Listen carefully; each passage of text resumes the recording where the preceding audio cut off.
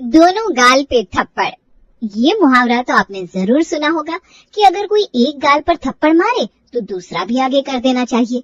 चलो मान लिया अगर कोई इंसान गाल पर थप्पड़ मार ही दे तो एक बार के लिए उस दर्द को भुलाया जा सकता है, पर जब किस्मत ही दोनों गालों पर चटाचट थप्पड़े बरसाने लगे तो क्या किया जाए। यही कहानी है प्रीति की, जो बचपन से ही ऐसे स्ट्रिक्ट परिवार में पली बड़ी थी जहां उसे कभी अपने मन की करने का मौका ही नहीं मिला। सुबह सुबह नहाकर प्रीति बालकनी में बैठकर अपने गीले बालों में कंघी कर रही थी। तभी दूर से मुकेश मोहल्ले में आता दिखाई देता है। प्रीति बालकनी में बाल क्यों झाड़ रही है? मनोज का बेटा तब से यहीं खड़ा है। गुस्से में गरजता हुआ मुकेश प्रीति का नाम दोहराते हुए अपने घर के अंदर आता है। प्रीति, प्रीति! क्या हुआ जी? प्रीति तो अपने कमरे में है, किसी ने कुछ बोला क्या? बोलेगा क्या, तुम्हारी बेटी की करतूतें खुद अपनी आंखों से देख कर आ रहा हूँ मैं। कहाँ है प्रीति? बुलाओ उसे। प्रीति!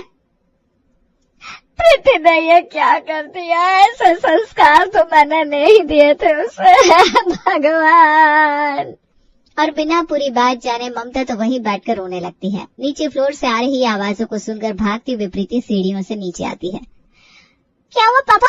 मम्मी तुम रो क्यों रही हो? भाभी ये सब क्या हो रहा है?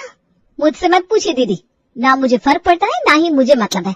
इस घर में सभी को तमाशा करने की आदत है, सो कर रहे। मैं जा रही हूँ नाश्ता बनाने। ये लो, इसे लेकर आई थी बहू बनाकर आप। मैंने तो देखते ही मना कर दिया था कि ये लड़की मेरे घर की बहू नहीं बननी चाहिए, पर उस वक्त आपको विश्वास था कि आपके शहर की लड़की है, रिश्तेदारी में भी आती है तो खराब नहीं निकल सकती। इसी की संगति में लगता है प्रीति का दिमाग भी सड़ रहा है। बालकनी में बैठकर क्या कर रही थी तुम? हाँ, पूरा घर कम पड़ जाता है क्या जो कंघी करने के लिए तुम्हें बालकनी में जाना पड़ा? पूरा मोहल्ला देख रहा था तुम्हें। समझाइए इसे ममता जी, ये 12-13 साल की नहीं है, 25 साल की हो गई है, और जैसे इसकी हरकत है ना, जल्द से जल्द पार लगाना होगा इसे। अरे फिर पापा की बात का उल्टा जवाब दे रही हो? पापा जो बोल रहे तुम्हारे भले के लिए बोल रहे हैं ना। ऊपर जाओ कमरे में, और यह गलती दोबारा ना हो। आपको लग रहा होगा कि प्रीति के मन में तो सैलाब उठ रहा होगा, मेरे पापा ने मुझे गलत क्यों समझा। पर नहीं, ऐसा बिल्कुल भी नहीं था। जरूरी नहीं कि अगर आपके साथ गलत हो रहा हो तो आप उसके खिलाफ खड़े हो जाओ। अक्सर कुछ लोग उस नेगेटिव एनवायरनमेंट में ऐसे फंस जाते हैं कि कैसे हालतों में भी खुद को ही दोष देने बैठ जाते हैं, और प्रीति भी कुछ ऐसा ही कर रही थी। कैसे इतनी बड़ी गलती मुझसे कैसे हो गई? ऐसे ही भाभी के कारण पापा का मूड डिस्टर्ब रहता है। एक मैं ही तो हूँ जिस पर उन्हें गुमान है, और आज मैंने उनका दिल दुखा दिया। बहुत बड़ी गलती कर दी प्रीति तूने। प्रीति खुद से बातें कर रही थी कि ममता उसके कमरे में आती है। गलती तो तुझसे हुई है बेटा, पर कोई बात नहीं। मैंने बात की है तेरे पापा से, अब वो शांत है। अब जब कोई बाप देखेगा कि 4 लोग उसकी बेटी को गंदी नजरों से देख रहे हैं तो गुस्सा तो उन्हें आएगा ही, और गुस्सा हमेशा उन्हीं पर निकलता है जिनके लिए मन में प्यार हो। अब तेरी भाभी पर तो गुस्सा करने जाएंगे नहीं। हाँ मम्मी, ये तो मैंने सोचा ही नहीं। पर एक बात ना मुझे ठीक नहीं लगी, जैसे आज तेरे पापा तुझे समझा रहे थे और तू वो बीच में बोलने लगी। ऐसे कभी भी बीच में मत बोलना बेटा। बड़े अगर 2 गाली भी दे देना तो चुपचाप सुन लेना चाहिए। चलो ये तो फिर भी तेरा मायका है, ससुराल में ये गलती होती तो पता नहीं क्या होता। नहीं मम्मी, मैं तो बस पापा से सॉरी कहना चाह रही थी। पर हाँ, तुम ठीक कहती हो, मुझे बीच में नहीं बोलना चाहिए। तुम फिक्र मत करो, मैं आगे कभी भी ऐसी गलती नहीं करूंगी। मैं नहीं चाहती कि जैसे तेरी भाभी के कारण उसके मायके वालों को ताने सुनने पड़ते हैं, तेरे कारण हमें सुनने पड़े। तो अपनी तरफ से सही रहना बेटा, उसके बाद तो हम खड़े हैं ही। याद रखना, तुझे अपनी माँ जैसा बनना है, अपनी भाभी जैसा नहीं। तो कुछ ऐसी अपब्रिंगिंग प्रीति को दी गई थी कि उसे अपनी भाभी गलत लगने लगी थी, क्योंकि वो गलत बर्दाश्त नहीं करती थी और उल्टा जवाब दे देती थी। प्रीति के लिए अच्छी बहू तो उसकी माँ थी, जो अपने पति की 4 बातें भी सुन लेती थी और अपने बेटे का गुस्सा भी सह लेती थी। 1 महीने के बाद, दीदी ये साड़ी पहन लीजिए, मम्मी जी ने भिजवाई है। मुझे तो समझ में नहीं आता, लड़के वालों के सामने लड़की पर क्यों ही अच्छा दिखने का प्रेशर होता है। अरे भाई, जैसी है लड़की वैसे एक्सेप्ट करो। ऐसे नहीं होता भाभी, मम्मी कुछ कह रही है तो मेरा अच्छा सोच कर ही कह रही होगी। आजकल की लड़कियां लव मैरिज कर लेती है, क्या गारंटी होती है लव मैरिज की? अरेंज मैरिज अच्छा है कि कहीं कोई प्रॉब्लम हो तो पूरा परिवार साथ खड़ा रहता है। हर इंसान जब पैदा होता है ना तो अकेला ही होता है, तो उसके लिए कोई क्या ही खड़ा होगा। खैर, आपको जो सही लगता है कीजिए। तैयार होकर प्रीति अमित और उसके परिवार से मिलने नीचे हॉल में जाती है। कद काठी तो अच्छी है लड़के की। कितनी पढ़ाई की है बेटा? ग्रेजुएशन किया है आंटी जी। बैंक को एप्लीकेशन लिख सकती हो? अरे आप बोलिए तो भाई साहब अभी लिख देगी। लिख दो बेटा। अरे नहीं भाई साहब, लिखाना पढ़ाना तो है नहीं हमें। हमें तो ऐसी लड़की चाहिए जो हमारे घर को बांध कर रखे, जैसे कि आज तक सुषमा जी ने बांध कर रखा है।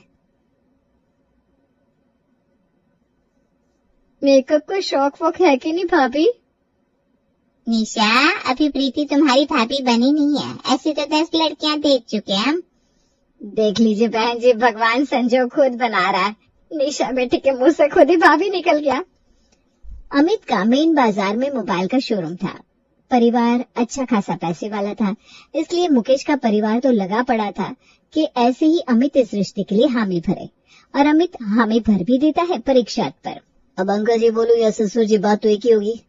आपकी बेटी हमारे यहाँ आ रही है तो मैं उसका पूरा ख्याल रखूंगा। उम्मीद है कि मेरे सास ससुर भी उसी तरह मेरा ख्याल रखेंगे। अरे बिल्कुल रखेंगे बेटा, क्यों नहीं रखेंगे? बताइए भाई साहब, रखेंगे ना? बात घुमा फिरा कर आखिर पैसों पर ले आए ये लोग।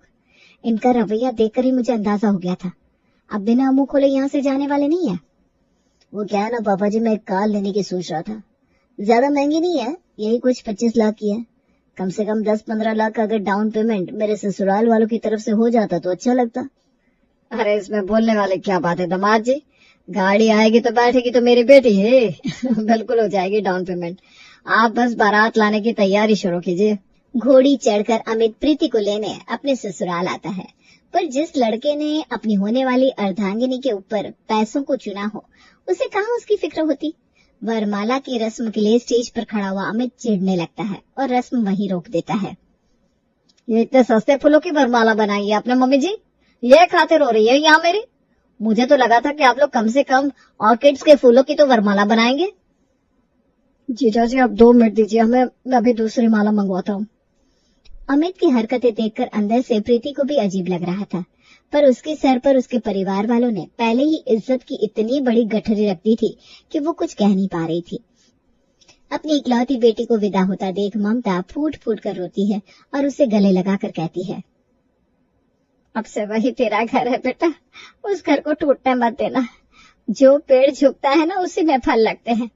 सास ससुर का तो काम ही होता है बोलना। मैं आज तक सुन रही थी। अमित जी तो पति है, पतियों को रिझाना पत्नियों को आना ही चाहिए। और तेरी ननद भी ना मुझे अच्छी लग रही है, सब अच्छा रहेगा बेटा। तू बस उल्टा जवाब कभी मत देना किसी को, कोई अकेला लड़ी कितना लेगा है? और अपनी माँ की सीख लेकर प्रीति अपने ससुराल आती है। गृह प्रवेश की अगली सुबह। 7 बज रहे हैं, अब कब उठना है? कल आप उठ गए जी? मुझे तो लगा था मेरी बीवी मुझसे पहले उठकर नहा धोकर मेरे लिए चाय लेकर आएगी, मुझे जगाएगी, पर यहाँ तो मैडम की नींद ही नहीं टूट रही। मैं नहाने जा रहा हूँ, नाश्ता बना के रखना। शादी की रस्मों के बाद थकी हारी प्रीति सीधा रसोई में जाकर नाश्ते की तैयारी करने लगती है। 8 बजने वाले हैं मम्मी, और अभी तक नाश्ता नहीं आया। तुम्हें पता है ना, इससे ज्यादा देर होने पर मैं नाश्ता नहीं करता। 10 मिनट पहले भगवान को भोग लगाने गई थी ये लड़की प्रीति, अभी तक भोग ही लगा रही है। अरे बहू, भगवान के सामने ही जम गई क्या? यहाँ पति नाराज हो गया ना, फिर भगवान प्रसन्न हो भी जाए तो भी कोई फायदा नहीं होगा। आ गई मम्मी जी, वो दी की लौ मेरी साड़ी की पल्ले में लग गई थी। अरे बस करो, कहानी मत सुनाओ, नाश्ता लगाओ। मेरी साड़ी की पल्लों में आग लग गई थी, उस आग से मैं जल भी सकती थी, पर अमित जी को तो फर्क ही नहीं पड़ रहा। ये क्या है? इतना तेज नमक का खाना? ससुराल वालों के पैसे तो नमक और मिर्च बिना देखे ही डाल दिया क्या सब्जी में? ज्यादा हो गई क्या? मैंने तो ठीक से डाला था। मम्मी जी बता रही थी आपको मसालेदार खाना पसंद है इसलिए। मम्मी जी ने तो ये भी बोला था बेटा कि 7:30 बजे तक टेबल पर नाश्ता लगा देना, वो तो तुझसे लगा नहीं, और अब खाना खराब बन गया है तो मुझ पर डाल रही है। प्रीति दोबारा से अमित के लिए नाश्ता बनाकर कमरे में लेकर आती है। 8 बजे के बाद मैं नाश्ता नहीं करता, बताया नहीं मम्मी ने तुम्हें? 10 बज रहे हैं, जा रहा हूँ दुकान। सॉरी ना जी, पहली गलती समझकर माफ कर दीजिए। और अपनी बीवी के सामने से अमित उठकर कमरे से बाहर चला जाता है। ये तो पहली सुबह थी। अब आए दिन अमित किसी न किसी बात पर प्रीति पर अपने काम की फ्रस्ट्रेशन निकाल देता। एक रोज अमित अपने दुकान पर बैठा था कि दुकान के शीशे के दरवाजे से सड़क की दूसरी ओर उसे प्रीति पानी पूरी खाते दिख जाती है। शर्म लाज नहीं है इस लड़की को जरा भी। शादी को 4 महीने हुए नहीं और सूट पहनकर मेन बाजार में पानी पूरी खाई। आज इसकी खैर नहीं। अपने गुस्से को अपने मन में दबाए अमित रात को घर पहुंचता है। आप आ गए? आज मैंने आपकी फेवरेट काली दाल और मटर के पराठे बनाए हैं। दोपहर में आप कहाँ थी मम्मी? बेटा मैं तो तेरे पापा जी के साथ निर्मला के पोते के फंक्शन में गई थी, बताया तो था मैंने।